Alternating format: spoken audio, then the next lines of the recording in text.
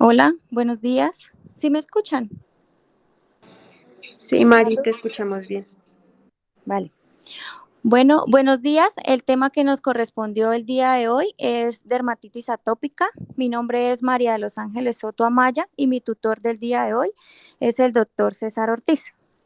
Entonces, como definición, la dermatitis atópica es una enfermedad inflamatoria de la piel de características crónica, recurrente, no inflamatoria y de aspecto pruriginoso. La palabra atópico viene del griego atopos, que significa extraño o diferente a lo usual, y entre las características principales está la presencia de prurito, disrupción de la barrera cutánea y alteraciones de la respuesta inmunológica. Dentro de la historia, las primeras personas que indican o empiezan a hablar de los trastornos atópicos o de las alteraciones atópicas son Besnier en 1892, en el cual hace una relación tanto de la rinitis alérgica como del asma. Una década posterior, las personas Hills y Sulberger realizan el primer concepto de dermatitis atópica, pero es hasta 1980 en el cual Hanikin y Rafka eh, determinan unos criterios mayores y criterios menores para caracterizar la enfermedad de dermatitis atópica. Y en el 2003, la Academia Americana de Dermatología realiza la modificación de los criterios de Hanikin y Rafka, que son los que se mantienen vigentes en el momento. Entonces, para mencionar la marcha atópica, pues es las primeras alteraciones de las manifestaciones atópicas en el transcurrir de la vida de una persona. Vamos a encontrar que hacia la edad de la vejez o de la adultez, la mayor predisposición a atopias se va a presentar por enfermedades como la rinitis. Ya en la etapa de la infancia vamos a encontrar pacientes con enfermedad como el asma, y en las primeras etapas de la vida, como en la etapa de lactante y en la etapa de infante, vamos a evidenciar que hay tanto presencia de alteraciones alimentarias como alteraciones a nivel de la piel, que son la presencia de los eczemas. Listo. Respecto a la epidemiología, datos de la Organización Mundial de la Salud indican que aproximadamente 230 millones de personas sufren de dermatitis atópica, que es una enfermedad de gran población, pero es de características no fatales, y una prevalencia en los niños del 15 al 20% y en los adultos del 1 al 10%. Sin embargo, en los últimos años se ha presentado un incremento de hasta 2 y 3 veces la mayor prevalencia de la enfermedad, y esto se ha presentado en países desarrollados. Entonces, para hacer la caracterización o los tipos epidemiológicos según la edad de comienzo, vamos a dividir la dermatitis en 3 tipos, como inicio temprano, inicio tardío e inicio senil. En el inicio temprano, pues vamos a presentar, estos son los niños que hacen episodios o presentan la dermatitis atópica antes de los 2 años de vida. Se divide en hacia los primeros 6 meses un porcentaje del 45%, a la edad del año un porcentaje del 60%, y antes de los 5 años, niños que tenían predisposición a realizar dermatitis atópica la van a presentar en un 85%. En la edad de inicio tardío, esta se va a presentar alrededor de la pubertad de los 12 años y va a tener mayor predisposición sobre las mujeres. Y en el inicio senil, si bien es bastante infrecuente, se presenta en las personas mayores de 60 años. Listo. Respecto a los factores de riesgo que van a tener una predisposición para dermatitis atópica, primero vamos a encontrar las áreas urbanas, el alto estrato socioeconómico, la presencia de una atopia tanto familiar o personal que me predisponga a una dermatitis atópica, el sexo femenino, pues ahí tiene predisposición importante, los agentes ambientales como los contaminantes y el clima, y la teoría de higiene. ¿Qué significa la teoría de higiene? Son aquellos niños que acuden de edades muy tempranas al jardín o que sus familiares o hermanos acuden al jardín, entonces esto tiene mayor predisposición de desarrollar atopias. Dentro de la etiología vamos a encontrar tres pilares muy importantes que son la disrupción de la barrera cutánea, la desregulación inmunitaria y la alteración del microbioma cutáneo. Sin embargo, hay otras dos características que son las características genéticas y las características ambientales que me van a producir un mayor riesgo de dermatitis atópica y que me van a presentar. Entonces, los primeros que son los factores genéticos, se indica que hasta el 90% de la enfermedad tiene predisposición genética a realizar dermatitis. Esto significa que en gemelos homocigóticos hay hasta un 77% de desarrollo de la enfermedad y en gemelos disigóticos un porcentaje del 15%. También se van a presentar alteraciones a nivel del brazo largo del cromosoma 1 en la región 31, lo que me significa que va a presentar una alteración a nivel del gen de la filagrina, que es un componente de la epidermis y que me va a alterar pues obviamente la barrera de la epidermis. Dentro de la desregulación inmunitaria, pues vamos a encontrar mayor predisposición de células proinflamatorias, tanto de tipo linfocitos Th1 como linfocitos Th2, y la alteración del microbioma cutáneo es una proliferación bacteriana que va a tener mayor predisposición sobre infecciones del estafilococo aureus. Listo. Entonces, con este esquema vamos a determinar que los primeros afectados pues es la barrera epidérmica, que va a aumentar o va a hacer un daño en la barrera epidérmica inicial. Me va a presentar un aumento del deterioro en el microbioma cutáneo, mayor predisposición a que ingresen el estafilococo aureus, los alergenos o las toxinas. Posteriormente va a haber un deterioro a nivel de la función del estrato córneo. ¿Qué significa? Que hay disminución del gen de la filagrina, que hay también aumento de proteasas como la calicreína 5 y la calicreína 7, que me van a producir mayor proliferación de factores proinflamatorios, y a nivel de los lípidos anómalos me va a producir un aumento de la permeabilidad del estrato córneo y pues mayor predisposición a infecciones. Posteriormente, se va a presentar un deterioro de la barrera epidérmica a través de la disrupción de la desregulación inmunitaria, que va a estar desarrollado tanto de tipo de inmunidad innata como inmunidad adaptativa. En la inmunidad innata, pues vamos a encontrar los linfocitos Th1 y los linfocitos Th2. Entonces, se produce el primer estímulo, que es el rascado. Va a aumentar el microbioma cutáneo, va a haber mayor predisposición de infección por estafilococo aureus y penetración de patógenos irritantes, alergenos, y la primera célula que me los va a caracterizar o me los va a captar es la célula presentadora de antígenos o las células de Langerhans. Esta estimulación me va a producir un aumento de los queratinocitos, y los queratinocitos me van a proliferar factores proinflamatorios, como la linfopoyetina tímica, estromal, y la presencia de interleuquinas como interleuquina 25, interleuquina 33 e interleuquina 36.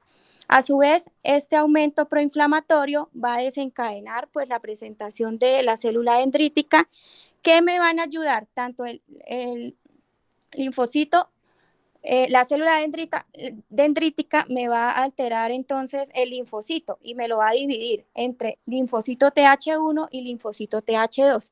La respuesta proinflamatoria de la dermatitis atópica está desarrollada por mayor presencia de linfocitos Th2 a nivel aguda y pues a nivel crónico de presencia de linfocitos Th1. Entonces, los linfocitos Th2 me van a producir mayor respuesta inflamatoria tanto de la interleuquina 4, interleuquina 5, interleuquina 13 e interleuquina 31.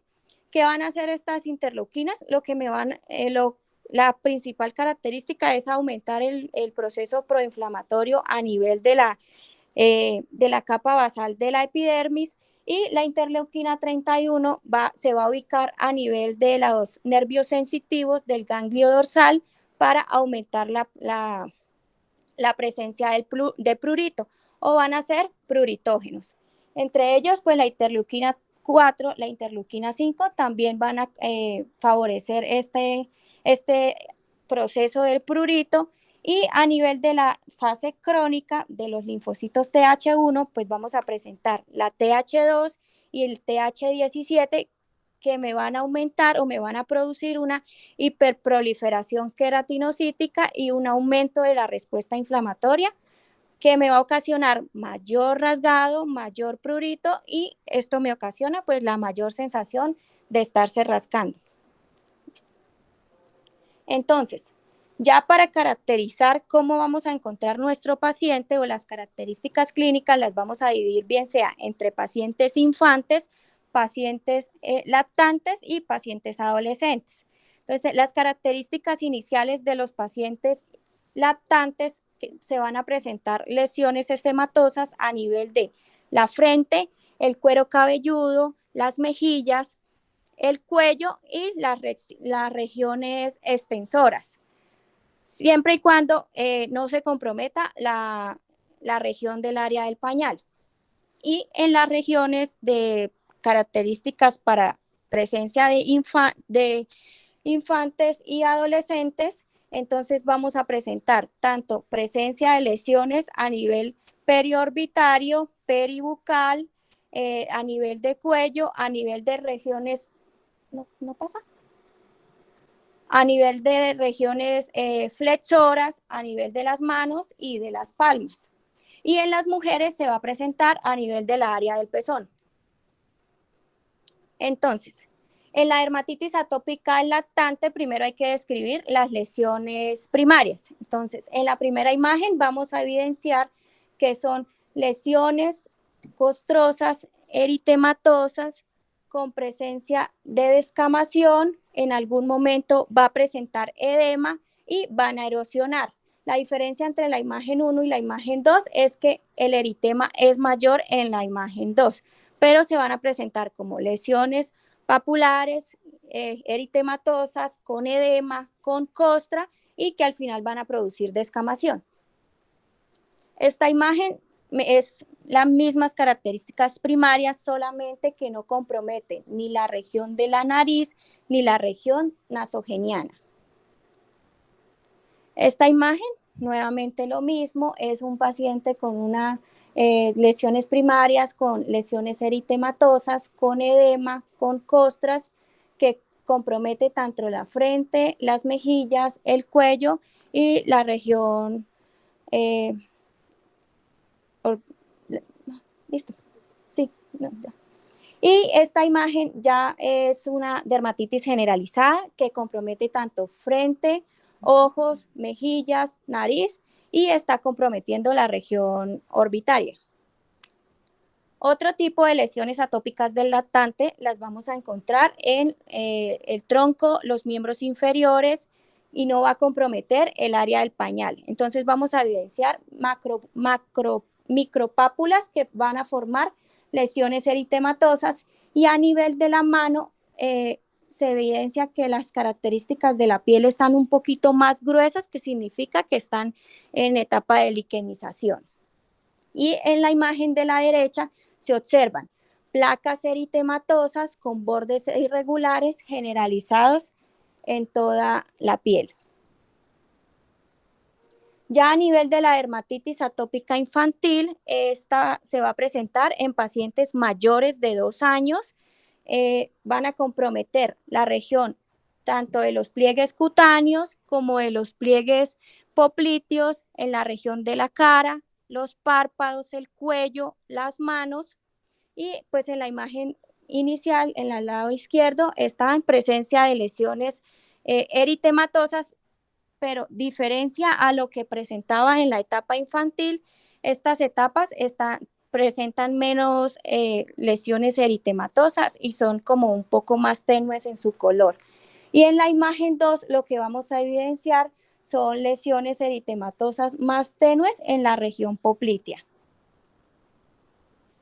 En esta imagen lo que evidenciamos pues ya son lesiones generalizadas en el miembro superior, que son lesiones liquenificadas, que son lesiones más gruesas que ya presentan mayor hiperpigmentación en la piel. Y la dermatitis atópica del adolescente, que se va a presentar en pacientes mayores de 12 años, que también va a comprometer las áreas extensoras como son los pliegues anticubitales, los pliegues de la región poplitea y los pliegues a nivel de la mano.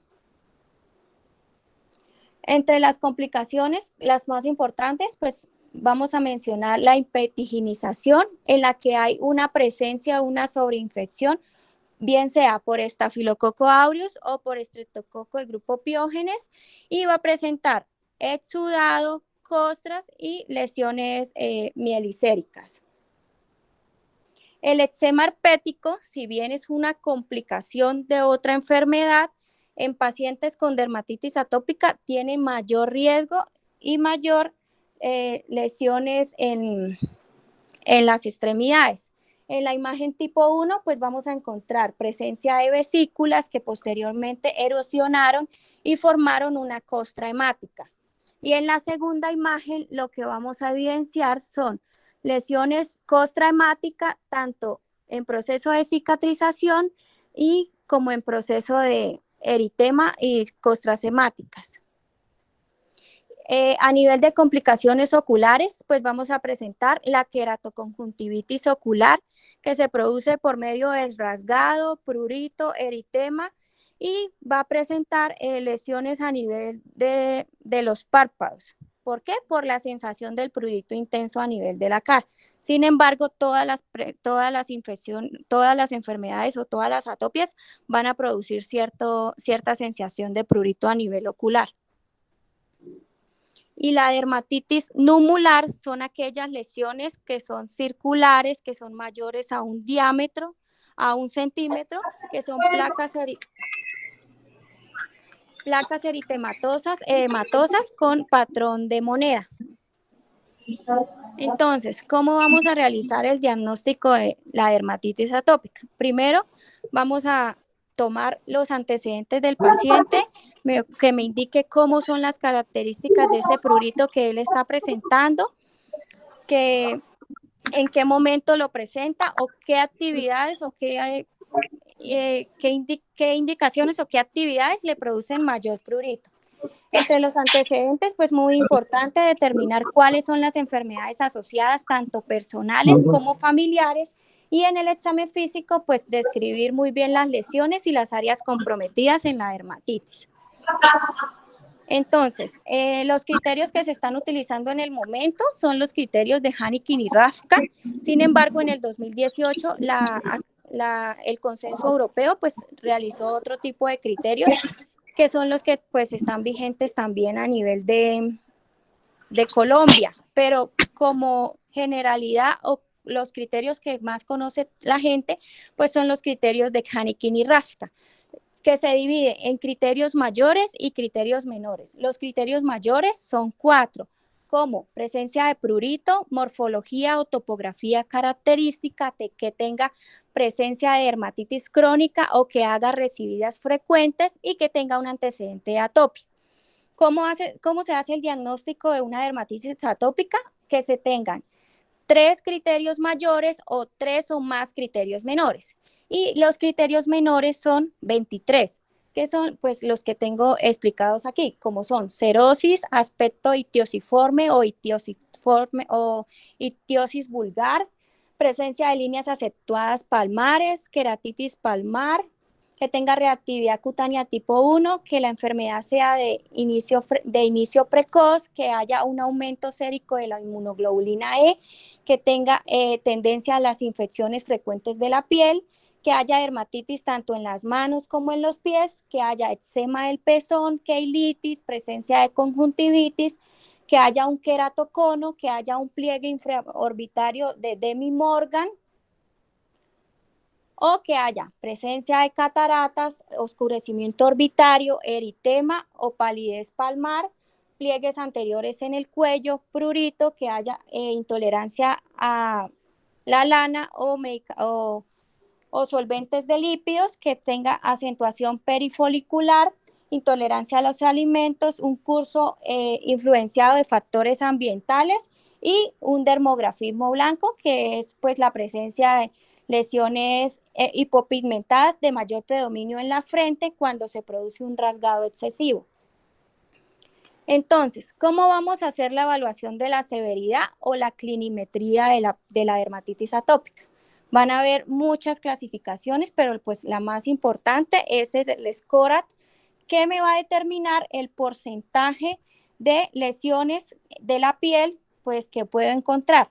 Divide tanto la cara, los miembros superiores, los miembros inferiores, los genitales, el tronco anterior y la espalda, como el manejo de las quemaduras en la imagen de las quemaduras.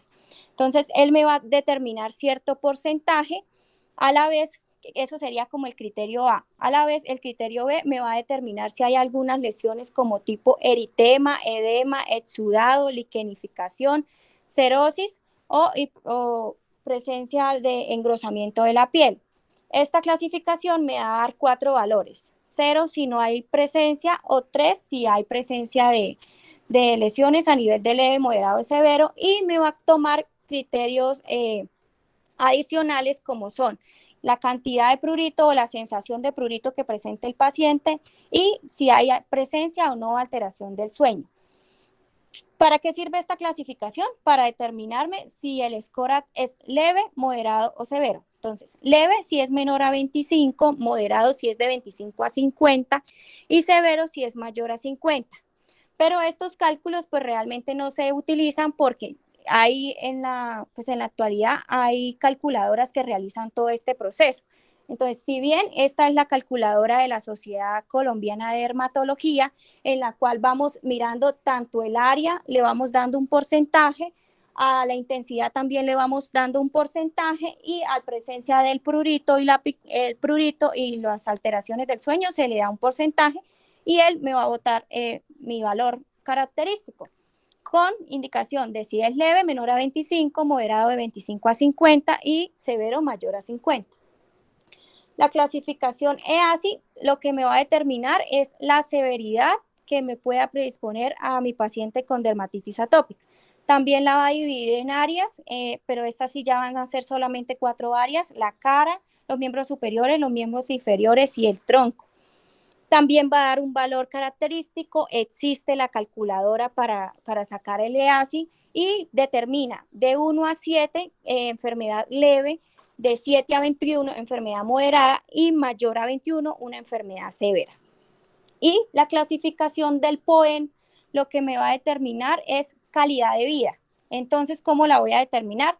Mediante 7 preguntas que le voy a hacer al paciente y él me va a indicar durante los días a la semana con qué frecuencia presenta esos síntomas, que son si le produce prurito, si le produce alteración del sueño, si produce alteración en la piel, cerosis, liquenificación, si llega a presentar exudado o si presenta sangrado, pues esto es más que todo para determinar la calidad de vida del paciente.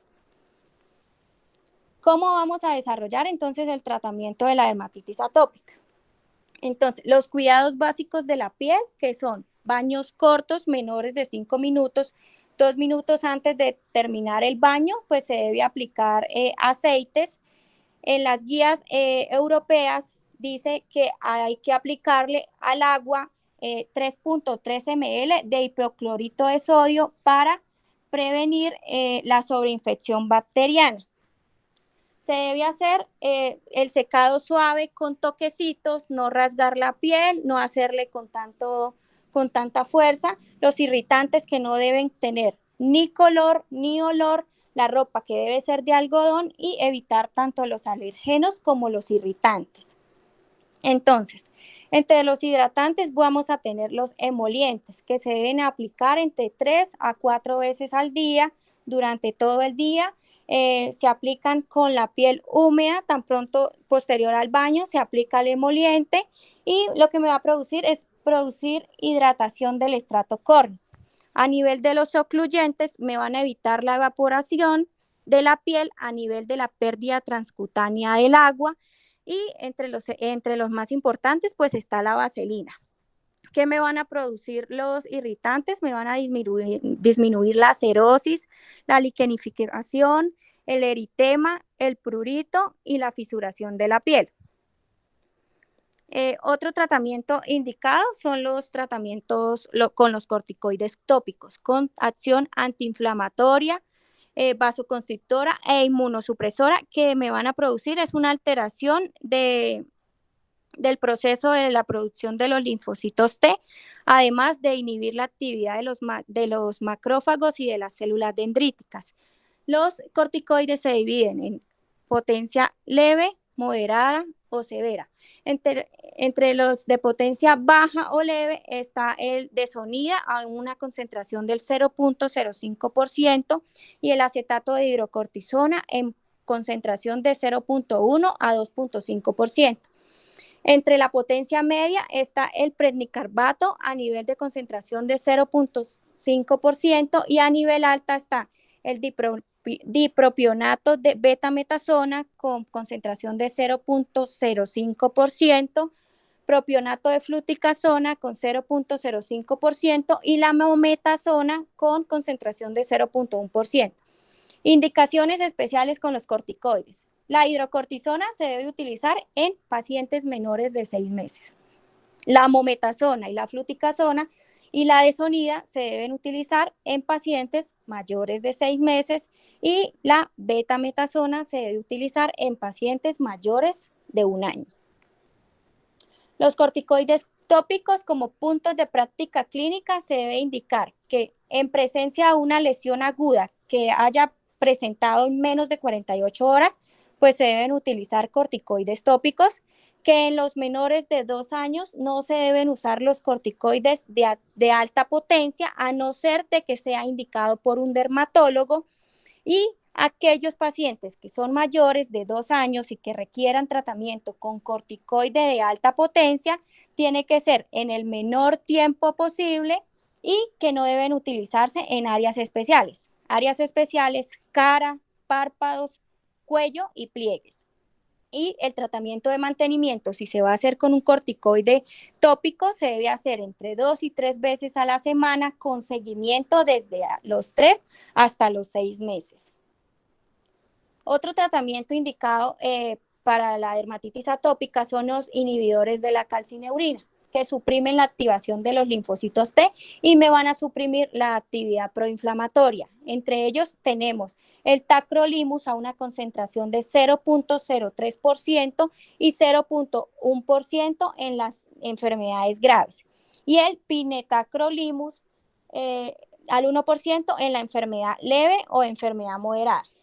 La característica o el efecto adverso principal de los inhibidores de la calcineurina, entonces, que en el momento de su aplicación va a producir mucho prurito o mucho eritema en el área donde se está aplicando. Sin embargo, pues tiende a ceder con el transcurso de los días.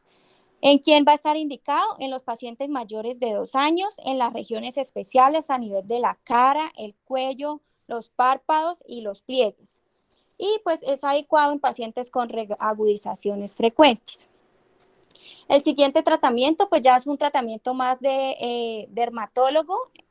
Está indicada la fototerapia, que lo que me va a hacer es producir una apoptosis y una reducción de la actividad proinflamatoria, tanto de los TH2 como la interleuquina 5. También va a producir una alteración a nivel del microbioma cutáneo, que me va a disminuir la producción o la actividad del estafilococo aureus mediante la activación de los rayos ultravioletas de tipo B en la dermatitis atópica, tanto moderada como grave, y los rayos UV de tipo A, que se utilizan en la dermatitis atópicas crónicas. El crisabolol al 2%, que es un inhibidor de la fosfodiesterasa tipo 4, no está disponible en Colombia, pero su actividad o su mecanismo es un mediador proinflamatorio que se va a unir a nivel de los péptidos antimicrobianos y va a disminuir la respuesta inflamatoria. Está indicado en pacientes mayores de 2 años. Entonces, ¿cómo vamos a hacer la terapia con las pijamas o con las compresas húmedas? Primero, vamos a agarrar el corticoide y lo vamos a aplicar en la yema del dedo. Eso significa como un 0.5 gramos del corticoide. Ese corticoide lo vamos a aplicar en una tina y en esa tina se va a introducir la pijama. Posteriormente se le va a hacer un baño al paciente de 15 a 20 minutos. Las guías europeas indican que se debe hacer a una temperatura del agua entre 27 al 30% y se le debe aplicar su loción tópica. Posteriormente, después del baño, se le debe hacer la limpieza pues, al paciente de la piel con toquecitos, pues no producir rasgado de las lesiones. Se le aplica su corticoide tópico. Posteriormente, esa pijama que teníamos en el agua con corticoides se saca, se exprime de tal manera que la pijama no quede completamente empapada, sino que quede húmeda. Posteriormente se le coloca la pijama al paciente y después de la pijama húmeda se le coloca una pijama seca para proteger de la humedad. Esta actividad de las pijamas húmedas o las compresas se puede aplicar hasta los 14 días, bien sea con un tratamiento de 8 a 24 horas. Si es mayor de tratamiento prolongado mayor a 14 días, pues hay riesgo de sobreinfección bacteriana. Entonces, entre el menos tiempo posible y mejoría de las lesiones, pues mejor. Pero también cuando ya la lesión ha mejorado, se puede hacer el tratamiento interdiario, bien sea martes o jueves, y se puede aplicar hasta por 3 a 4 semanas, como un máximo de 12 semanas de pijamas. Y ya los mecanismos de los tratamientos sistémicos o tratamientos biológicos, pues el principal, el dupilumab, que es un inhibidor de la respuesta a nivel del receptor alfa de la interleuquina 4, que va a producir el proceso de la producción del linfocito T al linfocito TH2. Se va a inhibir ese proceso y por lo tanto, pues no va a haber una cascada proinflamatoria. ¿Quién está indicado el tratamiento con dupilumab? En dermatitis atópica moderada severa que no ha mejorado con los tratamientos tópicos o los corticoides anteriormente mencionados. Este tratamiento se aplica de forma subcutánea en pacientes mayores de 12 años. La azatriopina, que es un inhibidor de la síntesis de las purinas, está indicado en el tratamiento de dermatitis atópica moderada a grave en niños. El metrotexate, que inhibe la actividad de los linfocitos T, que está indicado en pacientes con dermatitis resistente en niños y adultos. La ciclosporina, que es como el medicamento más usual después de los tratamientos tópicos, que inhibe la respuesta mediada por los linfocitos T y por la acción de la interleuquina 2. Está indicado en tratamientos de dermatitis moderada severa. Y el micofenolato de mefetilo, que es un inhibidor de la síntesis de purinas, que también va a estar indicado en dermatitis recurrente y resistente a tratamiento. Entonces, ya este esquema es más que todo como el mapa mental que se debe realizar en un paciente con dermatitis atópica, pues los tratamientos básicos que son los programas los programas de educación, el uso de emolientes diarios hasta 3 o 4 veces al día, explicarle muy bien a la madre sobre los cuidados básicos de la piel, cómo se debe preparar la piel, cómo debe estar hidratada, pues para que no haya necesidad de incremento en la terapia con los tratamientos. Posteriormente, si hay una infección de tipo leve con un SCORAT menor a 25, entonces están indicados tanto la terapia con glucocorticoides tópicos como los inhibidores de la calcineurina. En los tratamientos moderados con un SCORAT de 25 a 50 están indicados el tacrolimus tópico en pacientes mayores de 2 años y la fototerapia. Y en los pacientes con dermatitis severa con un SCORAT mayor a 50, entonces está indicada la hospitalización, el tratamiento con las pijamas, el tratamiento con los inmunosupresores sistémicos y pues tratamiento más especializado porque en estos casos ya hay presencia pues de sobreinfección bacteriana. El tratamiento auxiliar respecto a cómo se le va a hacer el manejo a la dermatitis atópica, pues ya intrahospitalario. Entonces, antimicrobianos y antisépticos sí están indicados en pacientes con dermatitis severa que tengan sobreinfección o que tengan un proceso de impetiginización. Indicados tratamientos de cefalosporinas de primera generación o penicilinas. Eh, los antihistamínicos no están indicados en el tratamiento de la dermatitis atópica porque no me van a actuar a nivel de de la cascada inflamatoria o de inhibir algún proceso de alguna interleuquina pues en la fisiopatología de la enfermedad. ¿Qué sí van a producir los antihistamínicos? Saciedad. O sea, me van a producir tranquilidad, mi paciente va a poder dormir tranquilo, va a sentirse mucho mejor, pero sin embargo no es una característica de la dermatitis o una característica del tratamiento de la dermatitis. Y los suplementos dietéticos, si bien no están indicados en el tratamiento de la enfermedad, si hay presencia de deficiencia de vitamina D, pues sí habría necesidad de suplementación pues con vitamina D. Otra indicación que son los corticoides sistémicos. Las guías argentinas indican que el tratamiento con prednisolona pues se puede usar porque la FDA lo avala en el tratamiento de la dermatitis que se utiliza en periodos de, de infección reciente, pero por tratamientos o por días cortos. Sin embargo, la prednisolona en las guías colombianas no está indicado y en las guías europeas pues tampoco se utiliza. Y listo. Gracias.